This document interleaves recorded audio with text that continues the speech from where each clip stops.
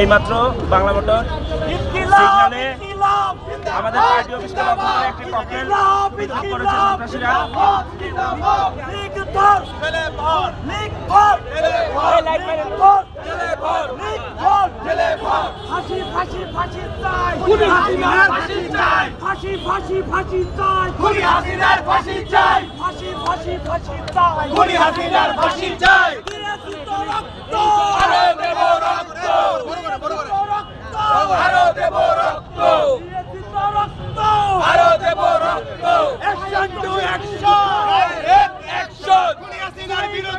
direct action যুবলীগের বিরুদ্ধে